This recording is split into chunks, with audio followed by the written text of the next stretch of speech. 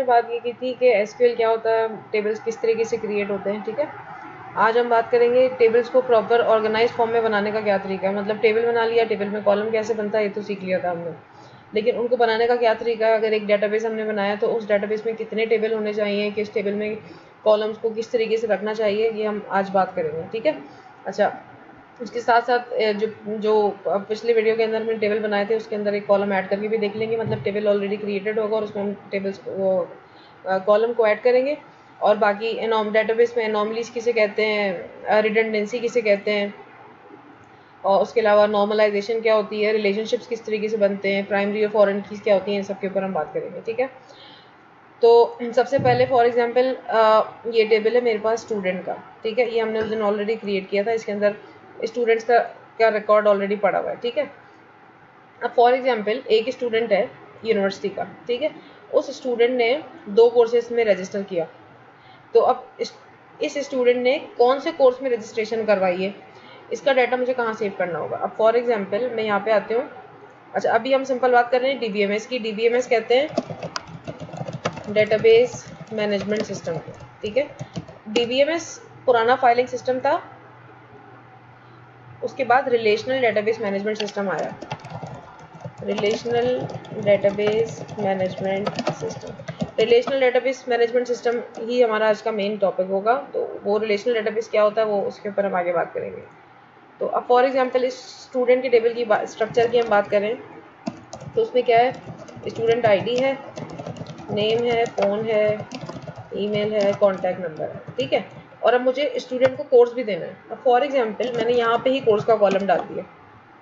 अभी हम बस बात कर रहे हैं कि कॉलम बनाते कैसे। ठीक है, मैंने एक और कॉलम बना दिया कोर्स का। अब स्टूडेंट आईडी हो गई 1, नाम हो गया अलीना। ठीक है, इसका फ़ोन नंबर 123 है, इसका ईमेल एड्रेस a@y.com है, कॉन्टैक्ट नंबर 123 है, और उसने कोर्स उठाया हुआ है PHP का। ठीक है, अब इसी सेम स्टूडेंट ने एक और कोर्स भी उठाया हुआ है। मतलब एक वक्त में नॉर्मली हम 5 कोर्सेज ले रहे होते हैं ना यूनिवर्सिटीज़ में या कॉलेज में, तो स्टूडेंट आईडी 1 ही रहेगी। ठीक है, नाम भी वही रहेगा। ठीक है, फ़ोन भी सारा उसका वही है, ईमेल भी वही है, सारी इन्फॉर्मेशन सेम है, सिर्फ और सिर्फ चेंज की तरह कोर्स के अंदर उसने एक और कोर्स उठाया हुआ है जावा का। इसी तरह इसी स्टूडेंट ने एक और भी कोर्स उठाया हुआ है, और इसने एक C# का कोर्स भी उठाया हुआ है। तो ये दिखने में स्ट्रक्चर अगर हम ऐसा बनाएं तो अभी फॉर एग्जांपल ये जो एसक्यूएल का टेबल है इसके अंदर अभी वो वाला कॉलम नहीं है कोर्स का। ठीक है, तो अच्छा, पहली चीज़ तो हमारा जो पहली चीज़ है वो ये है कि किसी बने बनाए टेबल के अंदर, एग्जिस्टिंग टेबल के अंदर कॉलम ऐड करना है। ठीक है, अब मेरे पास ये टेबल बना हुआ था, ये टेबल सेम है, हमें सिंपल इसमें कोर्स का कॉलम ऐड करना है। ठीक है, तो उसके लिए टेबल के स्ट्रक्चर में कोई भी चेंज करना है ना, उसके लिए क्वेरी यूज होती है ऑल्टर टेबल। ऑल्टर टेबल, कोई कॉलम आपको ऐड करना है, कोई कॉलम आपको डिलीट करना है, किसी कॉलम की डेटा टाइप चेंज करनी है। मतलब हो सकता है किसी कॉलम को आपने वार्चर रखा हुआ हो, बाद में आपका मूड बने, आप उसकी डेटा टाइप चेंज करना चाह रहे हो, कोई और सी रखना चाह रहे हो, टेबल के स्ट्रक्चर के अंदर कोई भी चेंज आ रहा है तो उसके लिए ऑल्टर टेबल यूज होता है।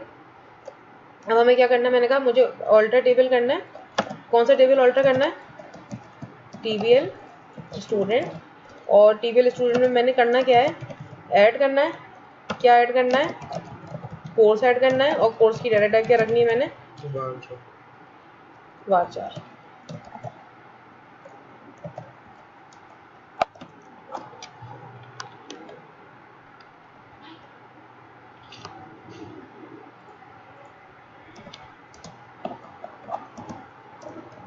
ठीक है, जिस तरह उसमें करते हैं वो कर दिया।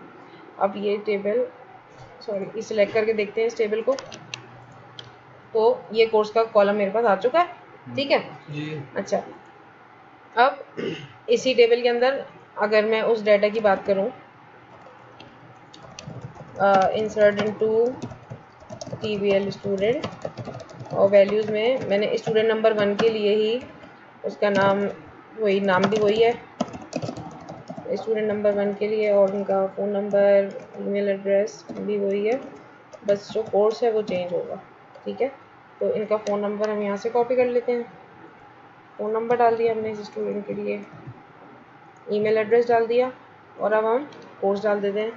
कोर्स क्या डाल देते हैं, C# डाल देते हैं, मतलब अच्छा फिलहाल ना इस टेबल के सारे रिकॉर्ड्स हमने डिलीट करके ना फिर इस एक्सेल के हिसाब से इसमें डाटा एंट्री कर लेते हैं। तो ये जो इंसर्ट हमने लिखी हमने एक इसी स्टूडेंट के अगेंस्ट सी शार्प लिख दिया, बाकी सारा डाटा सेम रहना है। दूसरे स्टूडेंट के अगेंस्ट हम यहाँ पे जावा लिख देते हैं, मतलब स्टूडेंट सेम है, इसकी दूसरी रिकॉर्ड हो गया ये, और उसके बाद इसकी तीसरा कोर्स इसका कौन सा था, सी शार्प था। ठीक है,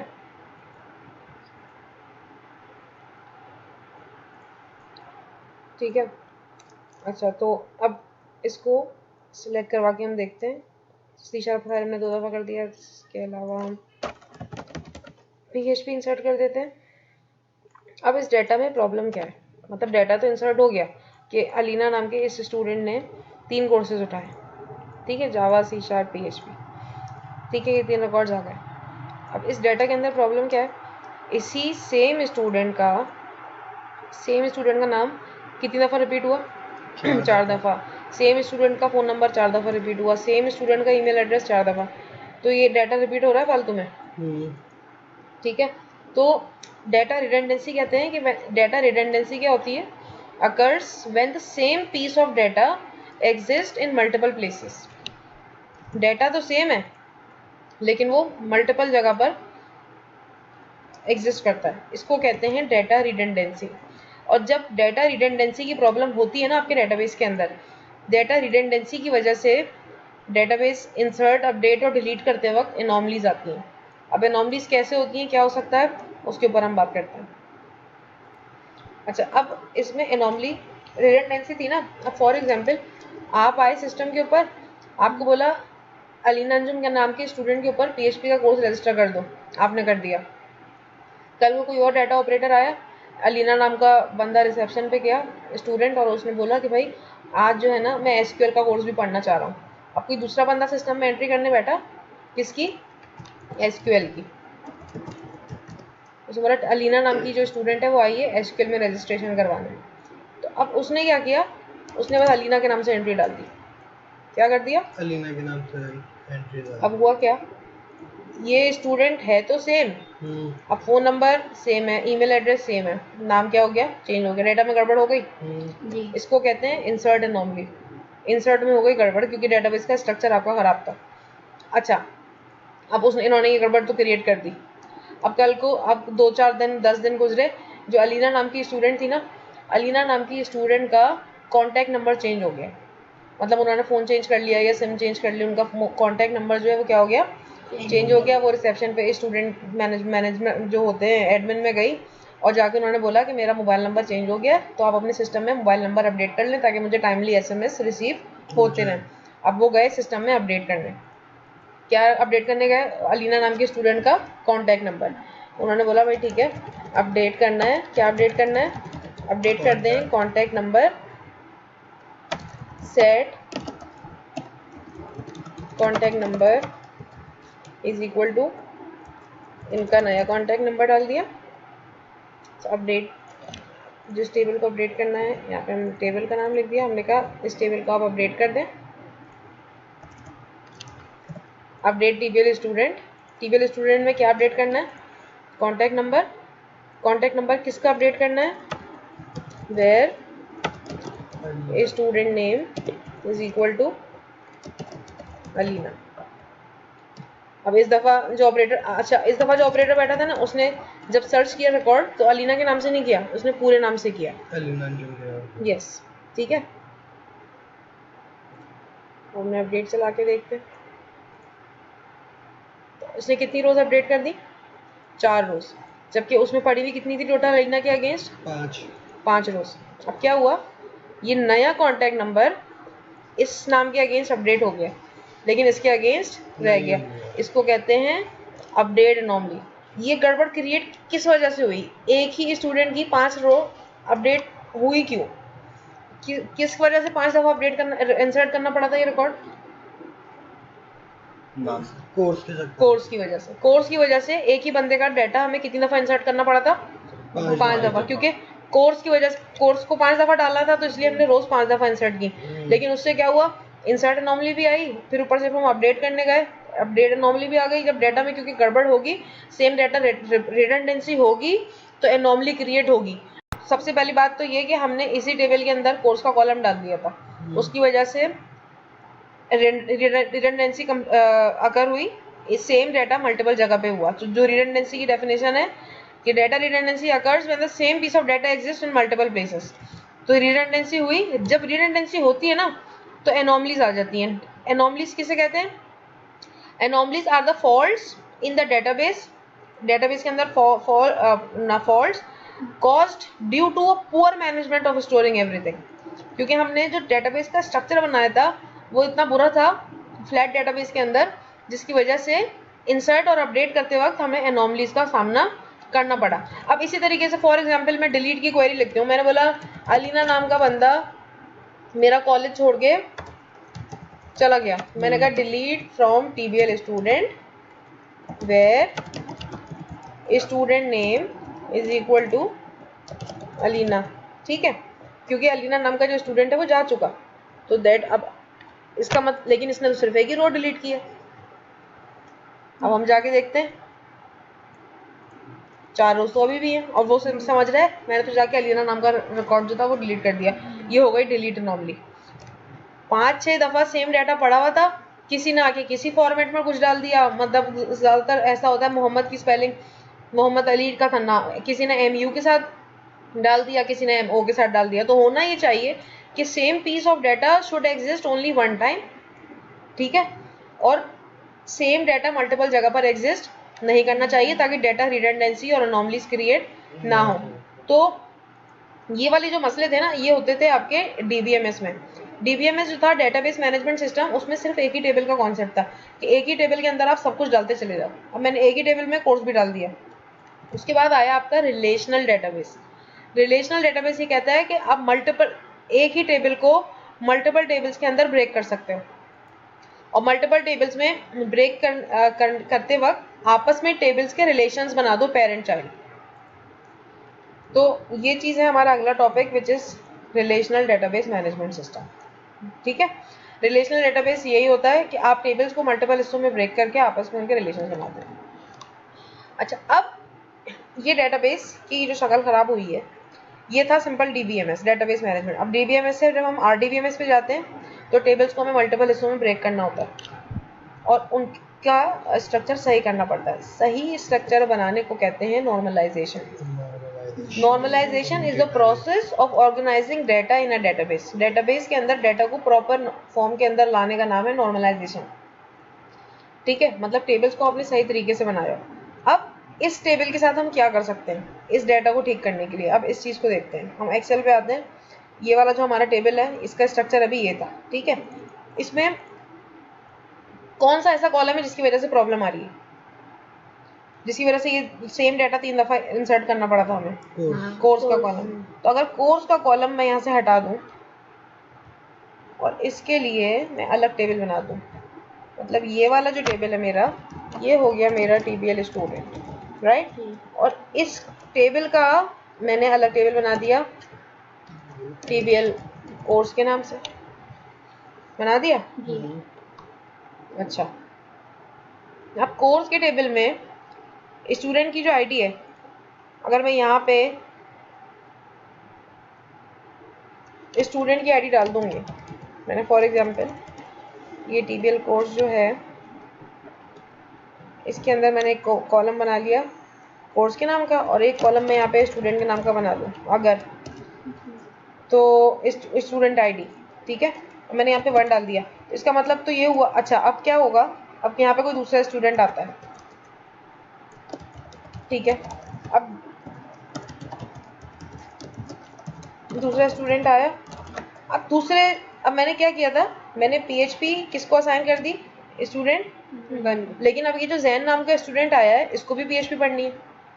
अब इसके लिए क्या करूं, तो मुझे स्टूडेंट आईडी को इसी कोर्स के टेबल में रखना चाहिए था या इसको अलग सेपरेट कर देना चाहिए? इसको अलग सेपरेट करना। तो अगर मैं ये करूं कि ये हो गया मेरा कोर्स का टेबल और उसके बाद मैं एक और टेबल बनाऊं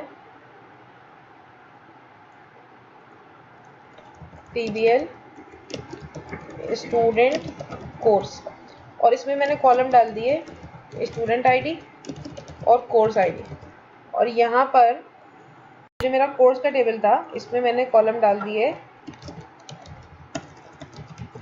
कोर्स आईडी और यहाँ पे मैंने कॉलम डाल दिया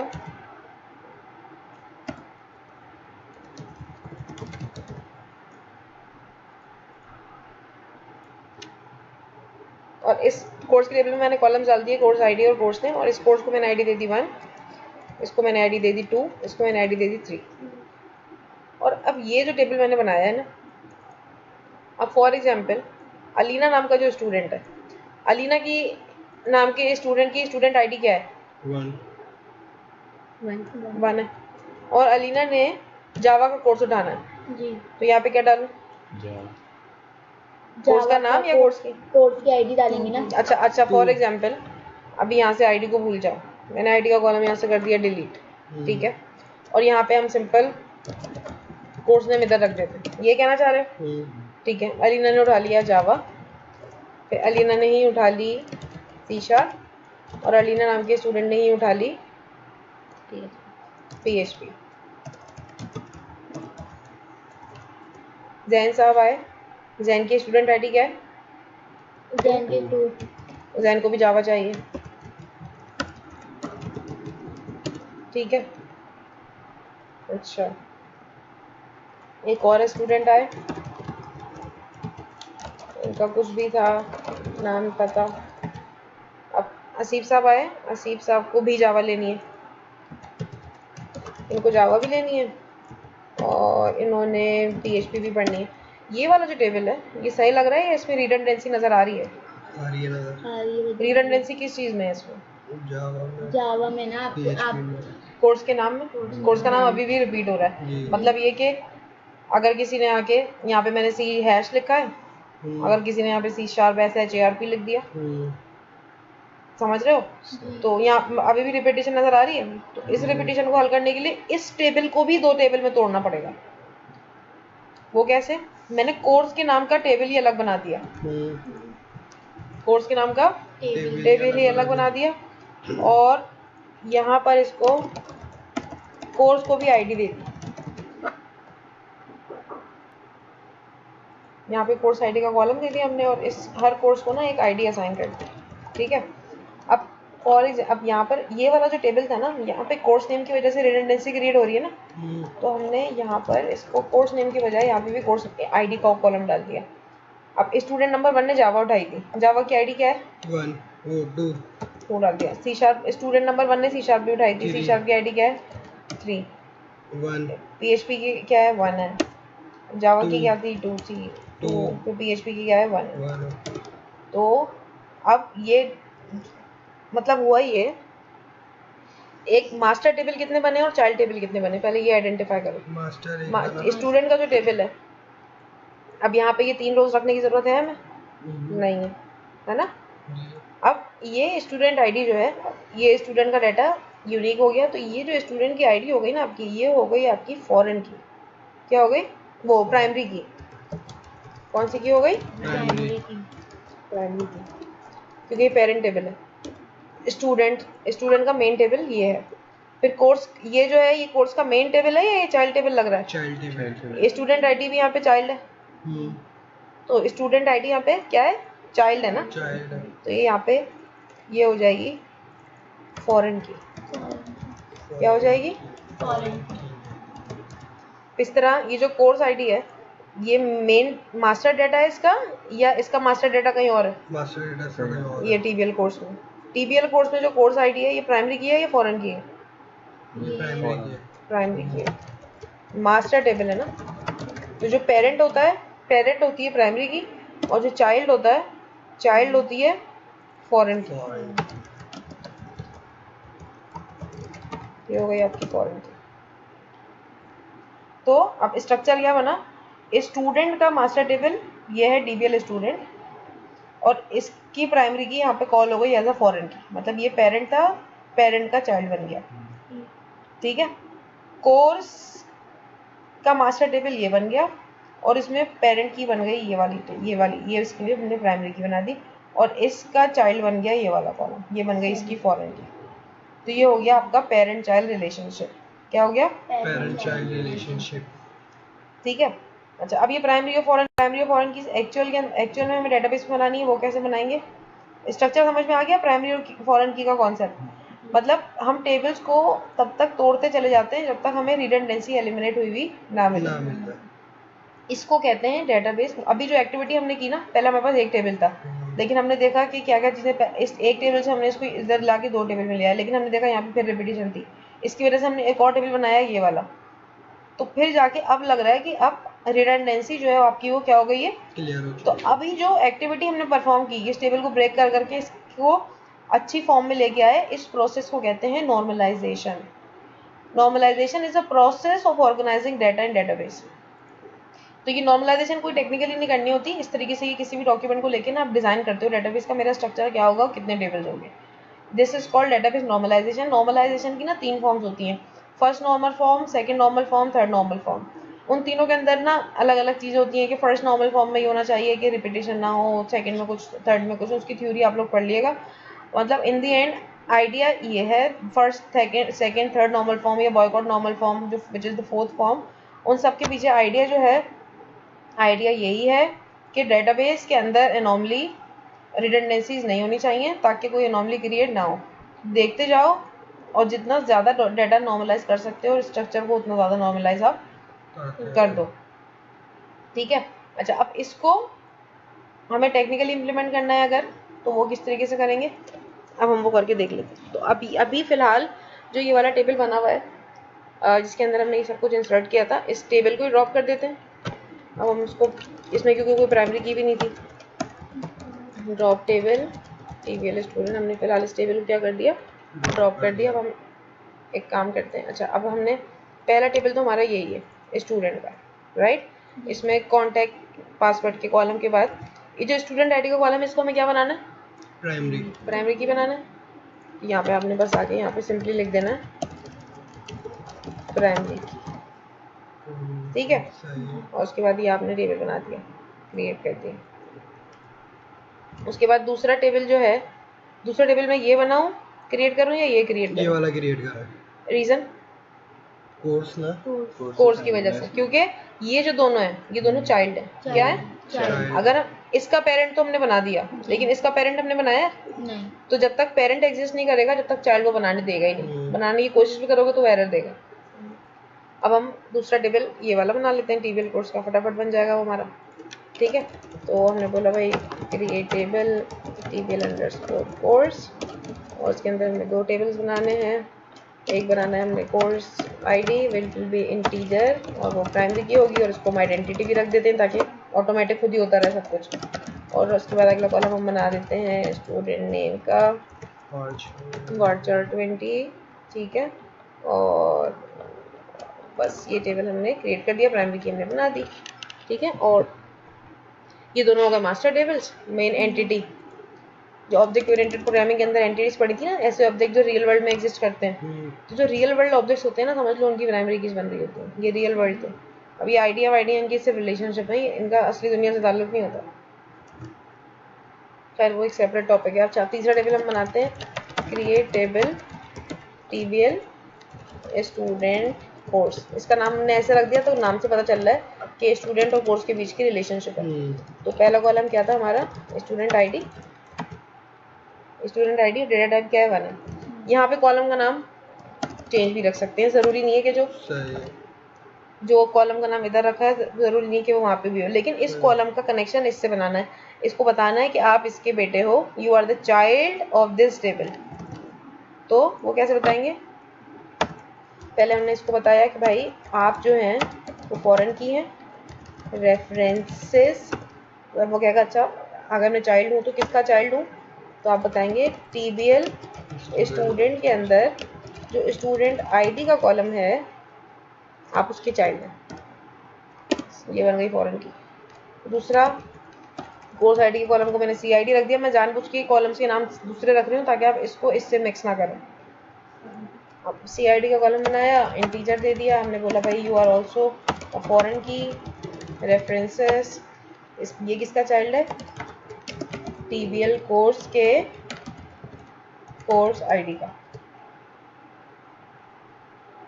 तो ये बनाया, और इसको फॉरेन की बना के इसको रेफरेंस दिया और हमने बोला कि भाई आप इस टेबल के इस कॉलम के चार्ट लो, यानी कि इस टेबल के इस कॉलम की चार्ट लो। तो हमने इसकी डेफिनेशन में बता दिया इसको, ठीक है। ये टेबल भी हम क्रिएट कर देते हैं, रिफ्रेश करके देख लेते हैं, हमारे पास 3 टेबल्स आ गए। ये इस तरह बन गई आपकी RDBMS हो गया। नॉर्मलाइजेशन किसे कहते हैं, प्राइमरी की फॉरेन की भी बना ली। अच्छा, अभी रिलेशनशिप्स क्या होती हैं ये मैं बताती हूँ, फिर थोड़ा सा उन टेबल्स के अंदर इंसर्ट अपडेट डिलीट करके भी देख लेंगे, या बल्कि पहले कर लेते हैं वो। अच्छा, अब जो इंसर्ट वो था हमारा TBL स्टूडेंट, उसके अंदर मैंने एक रिकॉर्ड इंसर्ट किया। एक मिनट, इसके अंदर से हमने वो कोर्स का कॉलम हटा दिया। TBL स्टूडेंट के अंदर हमने पहले कुछ इंसर्ट कर लिया, स्टूडेंट क्रिएट हो गया।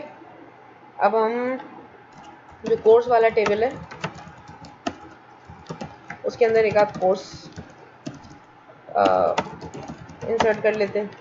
वो तो हमने आइडेंटिटी दिया हुआ था, तो बस यहाँ पे हमने जावा लिख दिया, जावा इंसर्ट हो गया। C# कर देते हैं, ठीक है।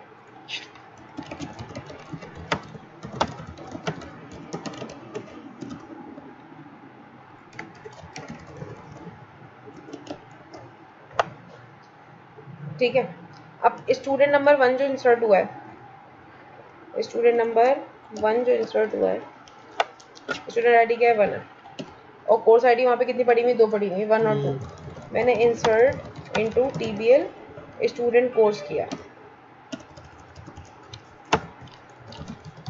स्टूडेंट कोर्स मतलब इन दोनों का रिलेशन बनाना है। मैंने कहा स्टूडेंट नंबर 1 जो है उसको कोर्स नंबर 1 दे दो, हमने एक्सेल में ऐसे ही किया था।